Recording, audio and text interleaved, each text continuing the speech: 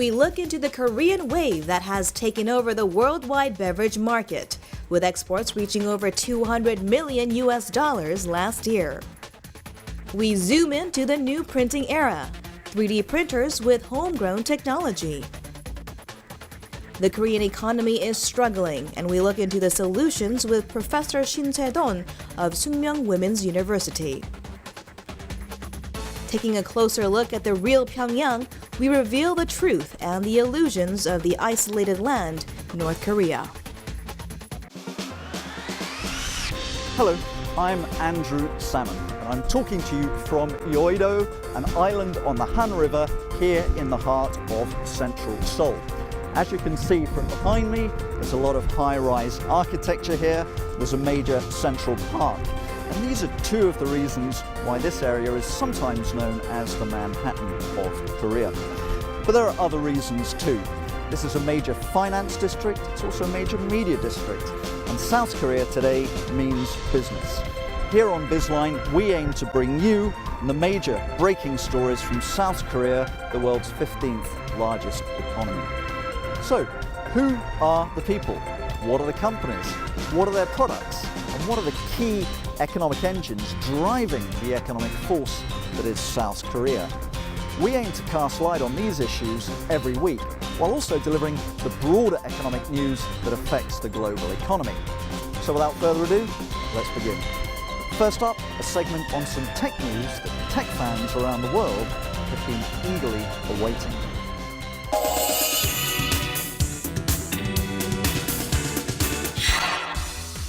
Samsung Electronics has unveiled its latest Galaxy smartphone, the S4. The phone makes its global debut in front of a packed audience in Manhattan's Radio City Musical. The Galaxy S4 has a slightly slimmer body and a larger 5-inch Full HD screen to its predecessor, the S3. It also has a new airwave feature that allows the users to wave their hand over the screen looking through photos. It also has a dual camera feature with both rear and a front camera. It could be used to capture photos at the same time.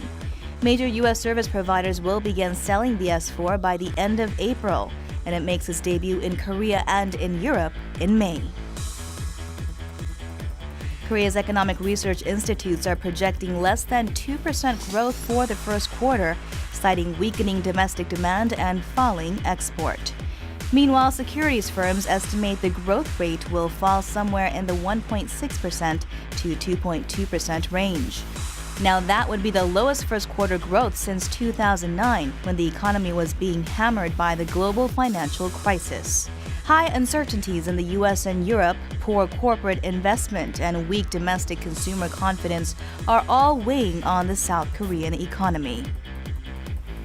Korea's import prices rose by 2.7% in February compared to the previous month on the weakening of the Korean won. According to the Bank of Korea Wednesday, this is the first jump in 5 months, ending a downward streak that started last October.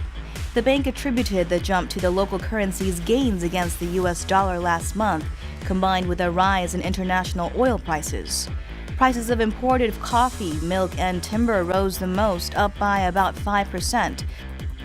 Government ministries and a state-run think tank have announced detailed measures to stabilize consumer prices. The measures aim at perennial expenses hitting Korean households. The Ministry of Strategy and Finance says it plans to foster cooperatives in order to lower fresh produce prices and service fees and drive prices down. The ministry plans to strengthen ties with existing co-ops and encourage the public to take advantage of this system by making more information available online. Meanwhile, the Education Ministry says it plans to stabilize the tuition for private kindergartens through government subsidies and stronger regulations on fee hikes.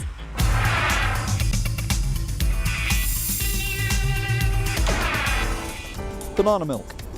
Probably not what you're thinking of when you think of major South Korean export items. You're probably thinking things like chips, ships, displays, and cell phones. But this stuff is flying off the shelves in China, and it's not the only one. Worldwide, there's a new flood of South Korean beverages and soft drinks. What is behind the sudden success of South Korean drinks exporters? let's take a look. And chin chin. Hallyu, the Korean wave, is a phenomenon not only in Asia but around the globe, promoting Korean popular culture. But the term Hallyu doesn't just describe aspects of cultural consumption. Drinks made in Korea are gaining global popularity as well. Last year, exports of Korean drinks surpassed $200 million for the first time. 这次来韩国就是想来，就是吃一下韓国的東西呀，喝一些韓国的東西這樣子，對啊。からのソイからほんで本町まあ日本の CM でよくやってる有名ですねやつです。The U.S. market saw the biggest rise on year-on-year basis. Growing interest on health drinks resulted in a drop in consumption of carbonated drinks, while pushing up the sales in aloe vera juice made from Korea. In other parts of the world, sales of banana-flavored milk in China, Milkis in Russia, and Bacchus energy drink in Cambodia have contributed greatly to the sharp rise in drink exports. In fact, most of the drinks that sell so well overseas have already proven their good taste and high quality for decades, having been on the shelf in stores in Korea. But what could be the driving factor behind the growing interest by the world consumers in recent years? 한국 음료에 대한 세계인들이 호기심이 증대되고 있고 그 호기심이 증대되는 그 밑바탕에는 우리 한국의 국격이 많이 상승한 것도 큰 원인입니다. 다른 말로 표시하면 한류 열풍이 우리나라 국격을 높이는 데도 크게 기여를 했기 때문에 우리가 음료 수출 증대는 그야말로 한류 열풍과 같이 연계해서 상승 효과를 가져왔다 이렇게 말씀드릴 수 있습니다. Korean beverage companies are conducting various marketing strategies. The influence of Hallyu is ever so great in the Japanese market thanks to the popularity of K-pop singers and their activities.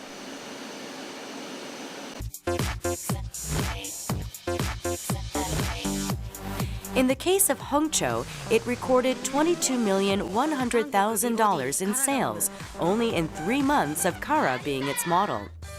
In 2011, it also saw $50 million in sales, ranking number 1 in the market share of the Japanese vinegar drinks. 일본의 주부님들이나 그 젊은 여성분들께서 한국의 배우나 그 아이돌 가수들에 대해 관심이 높았지 않습니까? 다행히 홍초의 주 소비자층이 이러한 주부와 젊은 여성들이었습니다. 그래서 저희가 보통 일반적으로 현지화 그러면 그 현지 국가의 배우들을 통해서 홍보 전략을 세우는데 저희들 같은 경우는 일본에서 가장 유명했던 카라 여성 그룹을 통해서 TV 광고나 지하철 광고 이런 커뮤니케이션을 적극적으로 활용했죠. 한류 마케팅을 적극적으로 활용했다고 보시면 되겠습니다. Last year, China's biggest video hosting portal, Youku, recorded more than 1 million hits of a popular Korean drama, Rooftop Prince.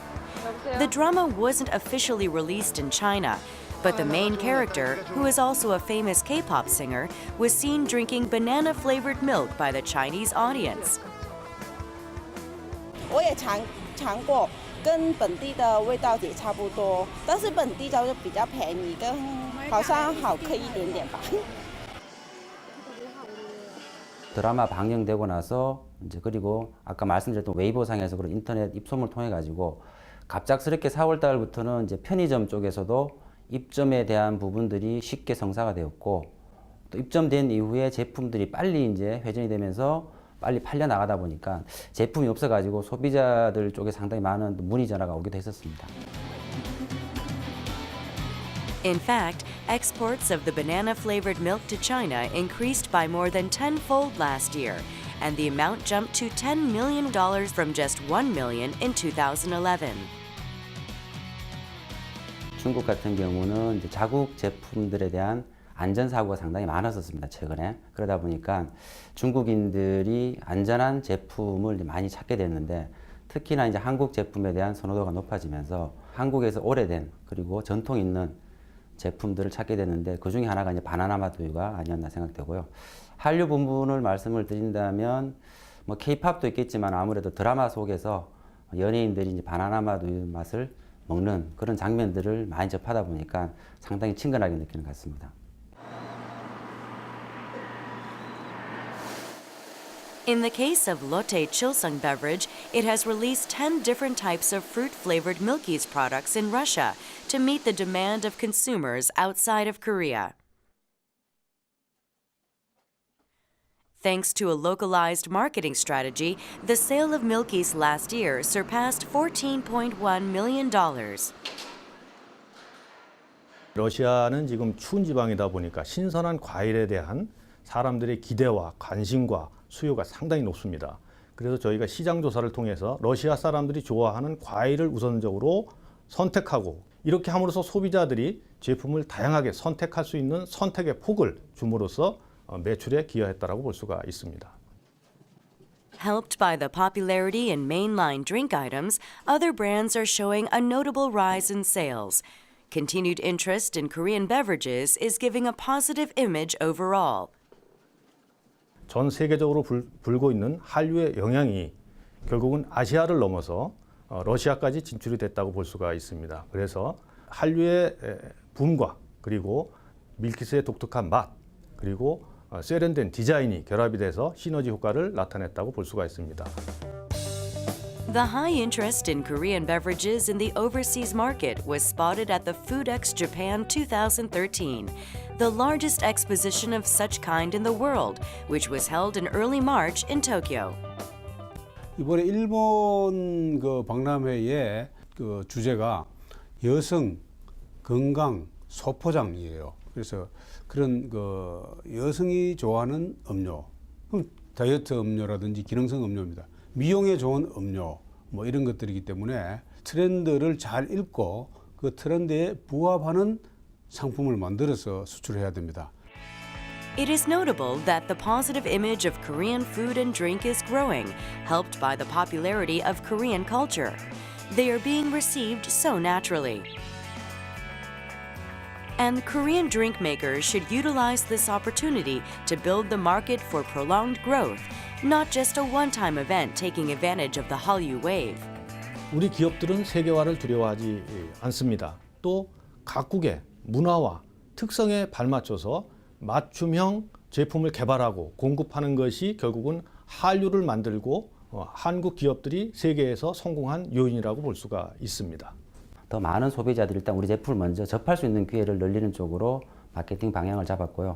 그게 조금 더 확장된 다음에는 분명히 뭐 한류스타라든지 아니면 광고라든지 그런 마케팅 활동들은 추가적으로 다시 이제 시행할 예정입니다. 기본적으로 한류 열풍을 잘 활용을 하고 또 우리가 신상품이라든지 그런 것도 많이 만들어내고 또 포장이라든지 디자인도 개선해내서 음료 상품이 한국 농식품 수출을 선도해 나가는 효자 상품으로 자리 잡을 수 있도록 우리가 최선의 노력을 다하겠습니다.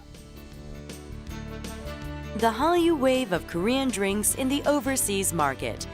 Its growing popularity is not just based on proven taste and quality, but also on the Hallyu cultural and social phenomenon. It is another resource that should be considered, aspects to consider beyond the Hallyu of culture.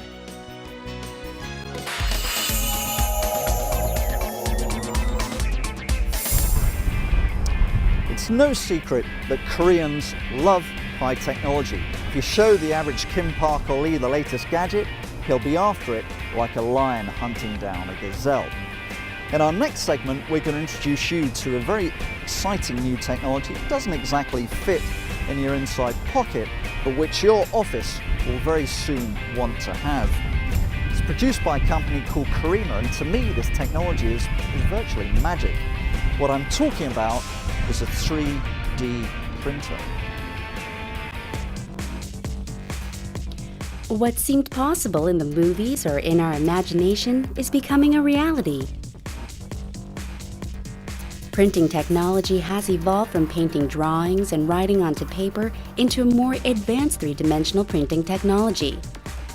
We have entered the era of 3D printing. We can all expect an exciting future where your dreams will be printed out in 3D. There are things we can do right now to accelerate this trend.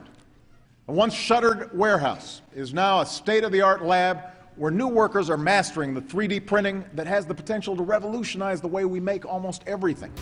United States President Barack Obama has declared the 3D printing industry as a third wave in the Industrial Revolution. Futurist Jerome Glenn predicts that 3D printing technology will decentralize the third wave of Industrial Revolution. The Chinese government has plans to invest in 3D printing technology to create the foundation for manufacturing. What exactly is the highly anticipated 3D technology? 3D printing consists of printing the entire three-dimensional image, a technique referred to as rapid prototyping. Once you input the blueprint, a three-dimensional image comes out by spraying macromolecular material made of plastic and metal. A prototype is created on the spot without the sample, just as data is printed out onto paper. 3D printers first came out in 1988 in the United States. Its creation became a sensation in the world's manufacturing industry. Countries around the world started to take interest in 3D printers. According to an American market survey group Gartner, the global market for 3D printers reached $1.6 billion last year and expected to grow twice its size in 2016 to an estimated $3.1 billion. The United States dominates the world 3D printer market, but Korea's position is still very weak in this sector.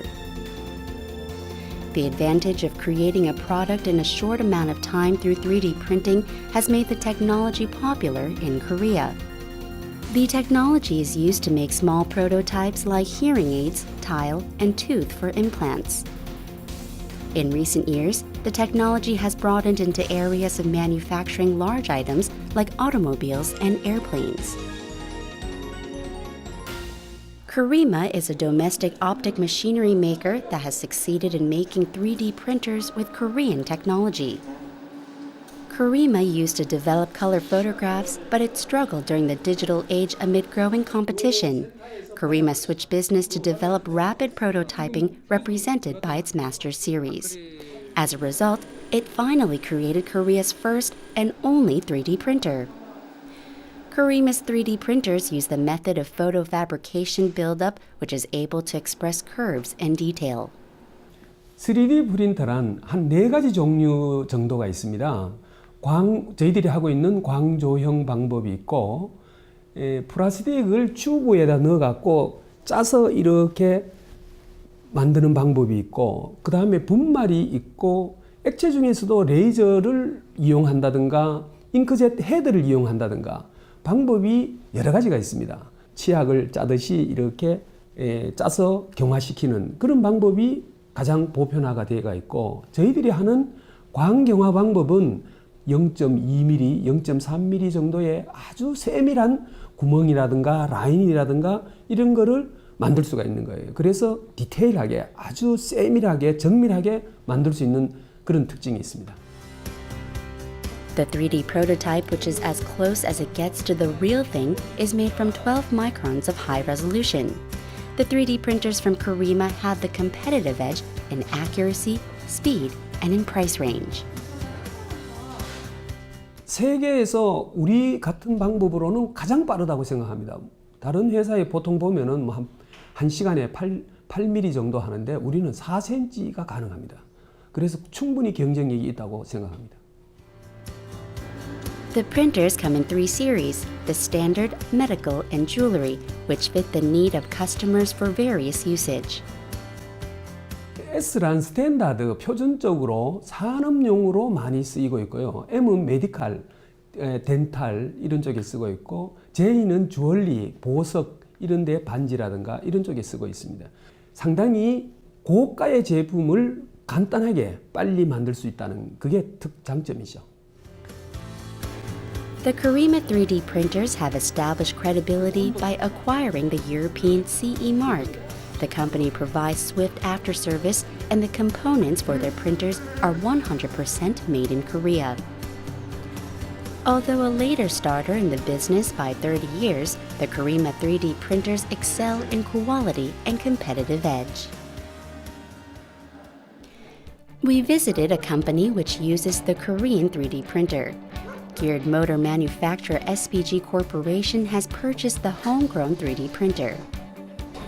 일단은 뭐 저희가 장비를 다 사용해 본 건 아니지만 전시회라든가 이런 걸 통해서 타 업체 외국산 제품들도 이제 몇 번 이제 보고 어떤 성능에 대해서 대략적인 이제 검토를 했었는데 뭐 국산 제품하고 크게 뭐 차이가 없다는 이제 그런 판단과 그다음에 제품 가격이 일단 외국산에 비해서 좀 저렴하고 그다음에 AS라든지 이제 소모품에 대한 유지 보수 등이 이제 아무래도 국내 업체니까 좀 대응이 빠를 거라고 생각을 해서 그렇게 구입을 결정하게 됐습니다.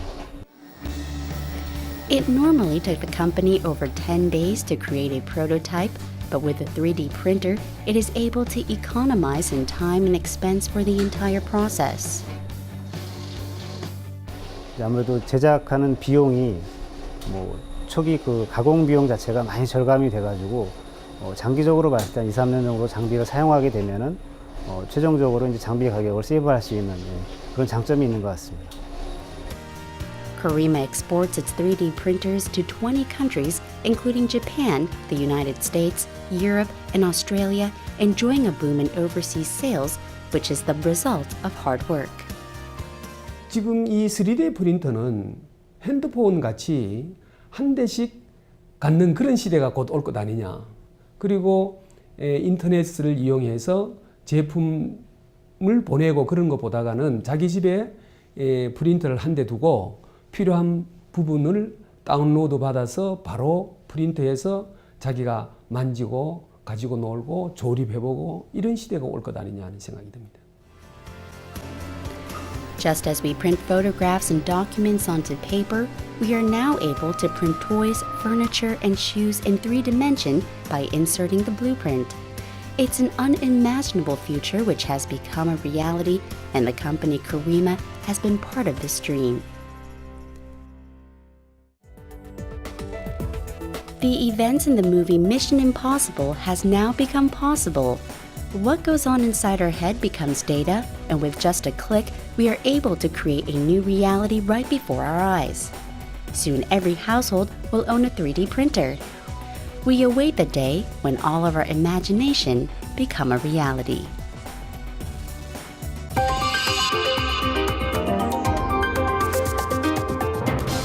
Now, South Korea has just had a presidential election, and President Park Geun-hye has just been in the Blue House, the presidential mansion, for about 1 month. What kind of policies can we expect for her on the economic front? Well, one of her key economic advisors is a professor from Sukmyeon Women's University. And by no real coincidence, we're sitting here in Sukmyeon Women's University right now with Professor Shin Se-don. Professor, thank you very much indeed for joining us here on Bizline. Good to see you. Very nice to be here. Okay, thank you.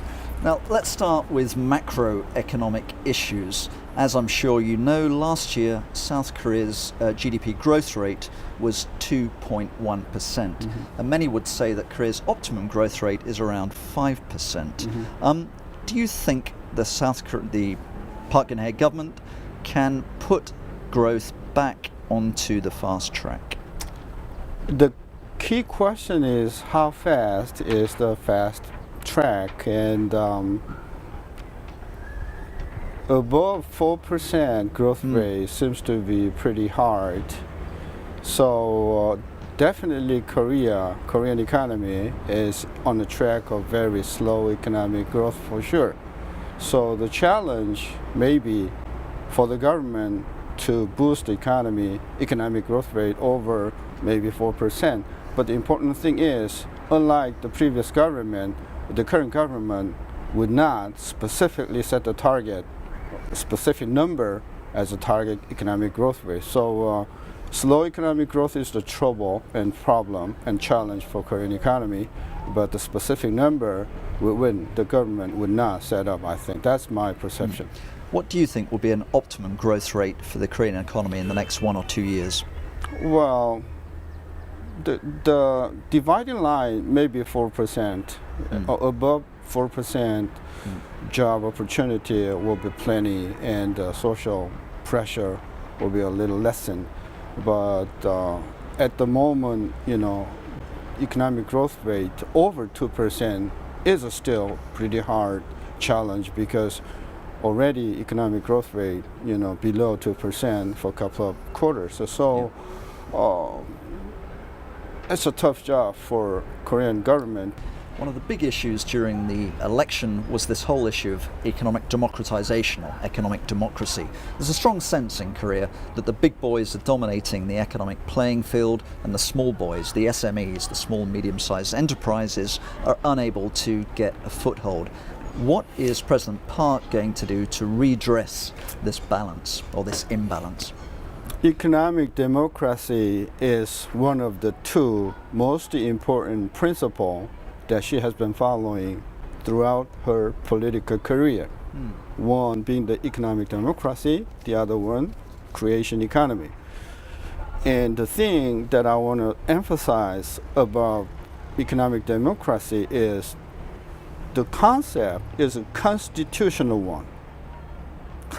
The economic democracy is in Korean Constitution, okay? Article 119, Section 2, right? How does she implement that then? Well, before talking about implementation, you have to know that the contents in that constitutional clause and article, there are 4 elements. First is economic balance. Here, economic balance means regional. Okay. Those kind of. And the second element is traditional, okay, the abuse of market power. Okay. Right? That's the second. Number 3 element is every Korean people should be provided basic needs of lives, education, healthcare, those kind of stuff, okay? Number 4 element is disputes among sectors of Korean economy should be solved with dialogue. Those are 4 elements of economic democracy.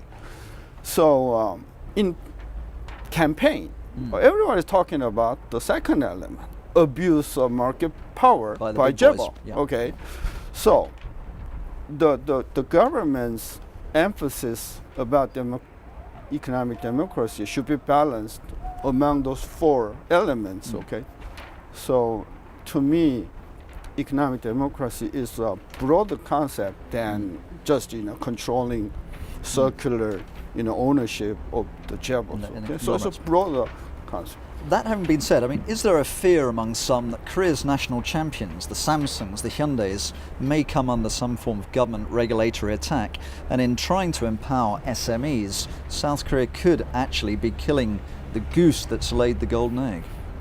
I don't think Korean people, policymakers and scholars, every individual are stupid enough, to kill the giants. Okay, everybody knows that. Okay, so I think that is, that kind of worry is misplaced.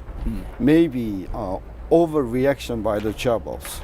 Okay, so I think the president as well as policymakers in the Congress well aware the big players are pretty important for Korean economy. Sure. But how to control the big players who historically have taken an extremely large share of the economic pie, and some would say have been very abusive of the power they've amassed? That's why that is the field that the Congress and the lawmakers have to do, right? And the lawmaker has to be very precise about the regulations and what is wrong to do, what is not wrong to do. So I think that is on the part of the Congress to make a very clear and transparent regulations about the behavior, what is fair or what's unfair. The problem so far has been that the lawmakers' law has been so ambiguous, right? So that it is unclear whether this is the the fair practices or unfair practice. That's why Yeah. a lot of influences could be possible. Yeah, could be abused. Let's move on. You mentioned earlier on the one aspect of economic democratization is creative economy or the creation economy. And Park Geun-hye has talked a fair bit about this, and I know it's one of your specialities, Professor Shin. Tell us more about what is the creation or creative economy, and how will the Korean government implement it over the next 5 years? Okay. Creation economy is pretty broad concept in the sense that it includes some, pretty specific area, and also it includes a very broad perspective. And the smallest, the narrowest definition of, creation economy is the fusion of science, technology, and industry, like fusion of electronics and the electronic industry developed and evolved into a recent, LED industries, and so that kind of fundamental, basic science, and apply that science and into a new technology, into develop into new product. That is the narrowest sense of the creation economy. On top of it, I think we need to have a horizontal fusion of industry, in the sense that very different industries get together to create a new industry. So to me, the creation economy involves the vertical fusion of science, technology, and industry, and also horizontal as well as the geographical fusion, in the sense that, for example, in Korea, there's some regional area which specializes in a certain industry, like in Daegu, textile industry, in Gwangju, some electronic industry. So those different regional or geographically different areas get together, fused into to make a new industry. Also, one additional point is that we need to have international cooperation, in the sense that we have a lot of fields we can cooperate with other countries, other countries' industry. For example, we can cooperate with Chinese government, Chinese companies or Chinese industry to create a new industry. Also, we have several FTA agreements with certain countries, right? That we want it develop into a higher level of economic cooperation, such as in the common market. So if you look at development of European Union, it started with free trade agreement early in the 1950s, and then evolved into common market, and eventually became European Union. Professor, as you know very, very well, Japanese and Korean companies export in a whole range of strategic sectors, and they're key competitors in those sectors. The significant concern in Korea now that with a weakening yen, or possibly a continual depreciation of the yen, there's something of a currency war which is going to impact Korea's exports. The bigger question, I guess, is this. Can Made in Korea now compete on quality terms with Made in Japan? About 20 or 30 years ago, right, Korean products can never compare with Japanese-made products, TV sets, whatever, right? But after 20 or 30 years now, I think we compete in many areas, neck and neck, to the Japanese production. So in many fields of products, I think we have equal quality, or almost equal quality to Japanese products. So I think the quality, of course, it is a challenge for Korean manufacturers, but it has not, it's not just like 20 or 30 years ago. So quality-wise, the standard of the quality by the manufacturers are pretty high, so we can compete substantial portion of commodities against the Japanese production. So you're not worried about a weakening yen? Well, I'm not saying we're not worried, but there are some critical elements, critical industries that we way behind in quality for certain products, like a parts, those advanced, top-notch, top-end products that we have to import from Japan to make our final product. So we agree that there are some discrepancies in qualities in certain area, but we can't reduce the gap as time goes on. So I think that is the challenge. We have to get over the quality. let's finish up our last question for you today, Professor. There's been a lot of talk in recent months, I think probably longer than that in Korea, regarding the imposition of a Tobin tax on bond and foreign currency transactions. Now, in your view, would this step, if it's taken, be something which would actually halt or slow down so-called hot currency inflows, or could it actually impact Korea's desirability as an investment destination? Well, the concern by the government to impose a Tobin tax has been brought up a few months back when Korean currency has been pretty strong. Yeah. So they want to halt the strong won currency movement. But the reason for the strength of the won has not been because of inflow of capital. It has not been because of the inflow of speculation, something like that. Exactly, the current account surplus was the real reason. So I think the talk about Tobin tax could be possible. You can talk any measure, but imposing that on this kind of situation, okay, I think that is pretty, misplaced. That's first my impression about the Tobin tax. And the second thing is the Tobin tax, okay, there are many instances that has actually failed. Sweden in 1990, something like that. And it has some positive effect, but it has many negative effects, like, huge withdrawal of funds from Korean financial market. That's going to cause another problem. So we got to be very cautious. We got to be very cautious about the implementation of Tobin tax. Understood. Well, in that case, South Korean currency is consistently volatile, more so than you might expect given the stability of the economy overall. Is there any long-term solution to the volatility of the won? Well, I might say that reserve, Korean official reserve at the moment is about $320 billion. Right. Compared to the size of Korean economy, the size is pretty small. So I recommend that the size has to be at least more than 500 billion or even more than that.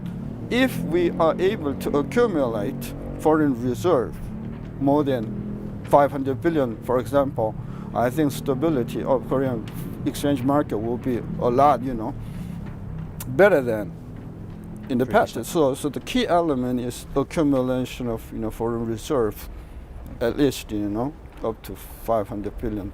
That's my impression. Okay, Professor Shin, it's been a pleasure. Thank you very much indeed for being with us on Bizline. Pleasure.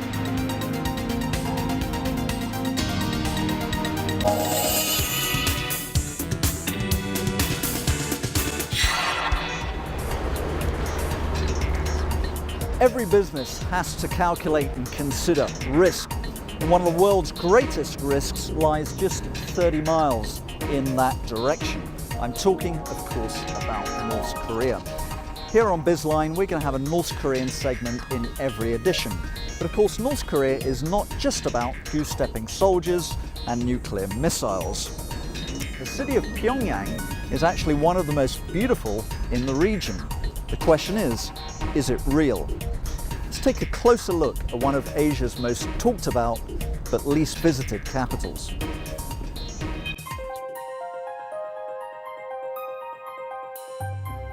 North Korea continues to threaten the international society through nuclear tests and poses war threats in the Korean peninsula.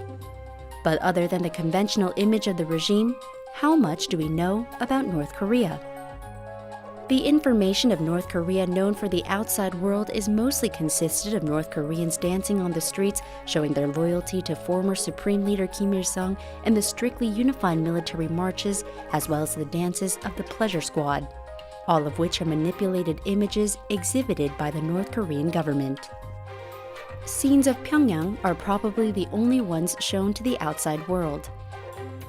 The outside world, especially in the United States, you tend to get images of North Koreans goose-stepping in Kim Il-sung Square when there's a missile launch or a nuclear test or something like that, or a national parade. And you tend not to get much more than that. So when you actually go there and you spend a couple days traveling around Pyongyang, you see the diversity in terms of, for example, you see very clear socioeconomic differentiation. You see people who look well-to-do. Pyongyang is the last bastion of North Korea. What is the city of Pyongyang really like, and how are the citizens of Pyongyang living? Pyongyang is 2,629 square kilometers wide with a population of around 2.5 million. It is the capital city and the government, administrative, economic, and cultural center of North Korea. One can spot high-rise buildings in the Chuche Idea Tower in Pyongyang. There are plans of a global-size hotel, the Yugyong Hotel, to be completed in August. The city is the center for government bodies and major universities, a place most North Koreans dream to live in. 북한은 이제 평양시를 제외한 다른 지역의 주민들이 이제 평양시에 들어갈 때 평양 통행증이라는 그 증명서를 발급받아야만 평양에 출입할 수 있게 이제 제한을 하고 있습니다. 평양시내는 우리가 수령을 가까이 모시고 있고 모든 행사가 평양시에서 이루어지다 보니까 젊은 사람들은 어떻게 하면 평양대학을 오겠는가, 평양에 가서 하여튼 돌격대라도 가서 평양에 가서 살고 싶은 사람들이 우리 북한 사람들이 소망이에요. In reality, however, the extravagance of the city of Pyongyang serves a purpose of public display to the outside world. 외국인들의 관광을 앞두고 이제 평양 시민들에게 책자 같은 것을 나눠줬습니다. 그래서 그 책자는 일종의 그 외국인들을 대할 때 평양 사람들이 취해야 될 뭐 행동 양식이라든가 그 사람들이 질문했을 때 어떤 방식으로 대답해야 되는지 하는 일종의 매뉴얼 같은 거였습니다. 그러면 실내로 그 매뉴얼을 보면 그 평양 만수대 동상에 있는 그 동상 밑에 있는 그 받침대 돌의 무게가 얼마쯤 되느냐 이렇게 물어봤을 때 원래는 뭐 몇십 톤이다 이렇게 대답을 해야 되는 게 정석이잖아요. 그런데 그때 이렇게 대답을 하라고 이제 북한 당국이 강요를 합니다. 그러니까 뭐냐면 그 돌의 무게는 우리 인민들의 충성심을 합한 무게와 같다. 이런 식으로 이제 그 대답이 다 정해져 있는. According to testimonies by North Korean defectors living in South Korea, Pyongyang is the residential area to North Korea's power elites rather than a city for showcasing. 평양은 북한의 이제 수도고 따라서 이제 전시용 도시로라는 측면도 있지만 그보다 더 중요한 것은 평양은 이제 북한의 심장이다. 따라서 핵심 계층들이 모여 사는 주거지로서의 그 성격이 더 강하다고 볼 수가 있습니다. Both on the outside and the inside, Pyongyang is far different from other provincial cities around North Korea. Most of the national wealth is concentrated in Pyongyang since the power elites who formed the foundation of the North Korean system live here. 지방이 배급을 못 줄 때 평양시가 배급을 안 준 달이 없어요. 이때까지 다 줬어요. 최고 못 준 달이 이제 20일 배급 치러줬어요. 명절 때마다 이제 두부 한 모, 기름 한 병, 계란 하다못해 뭐 하나씩이라도 식구 5쓰면 5개. 그때는 1인당 5알씩 줬어요. Downtown Pyongyang has public transportations like any other cities in the world. It is used for work commute of the Pyongyang citizens. 73년도 평양시가 개통했어요. 이 전철이. 근데 지금 전철이 그 선이가 노선이 딱 두 개 선이에요. 근데 그 전철이 나오고 우리가 정상적으로 지하에는 전철, 지상에는 무게도 전차, 또 이제 버스 이렇게 교통이 좋아졌어요. In terms of Pyongyang infrastructure, something like the bus system, I mean, still it's not, it doesn't compare with, I guess, Seoul, but it seems to be the relative movement is progress, and again, a lot more cars on the road. But even Pyongyang cannot avoid the nation's economic crisis. The city is not only facing issues of food shortages, but also power outages and heating problems. Energy is one of their biggest problems. In Pyongyang, I would say over the past 4 years, more lights are on, at night. The city is lit up a lot more now than it was, as I recall, on my first trip. From 4 years ago, not a lot, but there was at least a couple times where it occurred. And again, at night, Pyongyang was really dark. There was Juche Tower lit up, and that was sort of it. 90년대 그 고난행군 시기 같은 때는 그 전기가 열악해서 30층짜리 광복거리 30층짜리 고층 아파트가 있는데 거기는 이제 엘리베이터가 다니지 못했어요. 전기가 없어서. 그래서 사람들이 30층을 이제 출퇴근할 때 30층을 걸어서 계단을 오르내리고 했어요. 또 그때 이제 뭐 수도 상수도도 이제 시설이 열악해가지고 이제 그 전기가 없으니까 물을 쌓아 올리지 못해서 그 30층에 있는 사람들도 1층에 내려서 물을 길어 먹어야 되는. Except for building displays in high-rise buildings, it is nearly impossible to provide electricity to ordinary North Korean citizens. Despite the economic difficulty, the city of Pyongyang is showing signs of changes. North Koreans are getting access to South Korean TV dramas and films through illegal distributions of computers and USBs, which is becoming a gateway to the outside world. This phenomenon is slowly changing the culture and trends of North Korean society. Overall, over the past 4 years, in the time I've been visiting Pyongyang, I've seen a kind of steady development of the urban economy insofar as one can see it. You know, visible indicators such as traffic on the streets has grown, I would say, each year that I've been there. The supermarkets, too, are an area where there's been a real significant change. We visited one of the new kind of flagship foreign goods supermarkets, which frankly I would love to have here. With the failure of the government ration system, there emerged the Changmadang market system, which is now partially driving the North Korean economy. 평양시도 이제는 그 단속을 하면서도 모든 것이 시장화가 딱 규모가 됐어요. 시장화가 딱 이름을 한 사람은 이 갑돌이면 이 갑돌이가 여기서부터 요만한 자리를 딱 정해져서 딱 그 장마당에 몇 시부터 몇 시하고 몇 시까지 딱 이런 절도 시장 경제화가 절도화가 됐고. The issue of food shortages continues despite the rise of Changmadang market. North Koreans are losing hope and their level of loyalty. Their trust in the regime has been weakened since the third generation of power succession failed to solve the nation's economic problem. 북한에서는 최고 지도자 수령은 그 신과 같은 존재입니다. 특히 최근 김정은 체제에 와서는 지식인층을 중심으로 그 수령이라든가 정권에 대한 불만이 더 이제 강해진 것으로 이렇게 지금 그렇게 보입니다. 예. Respected leader, that's how they refer to him. You know, what the respected leader was trying to say with the speech.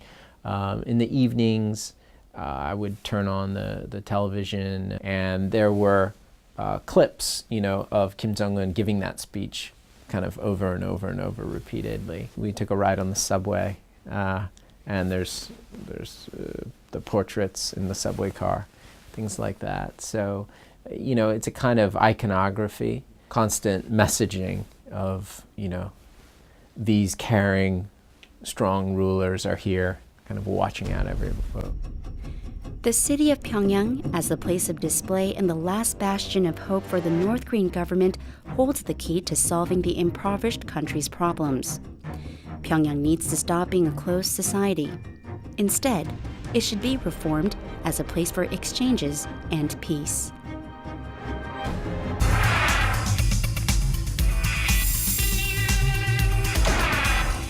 And that brings us to the end of Bizline, Arirang TV's new magazine show on business and economy.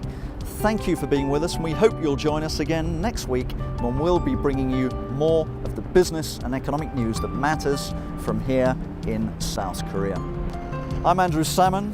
Thanks for watching. See you next time. Goodbye.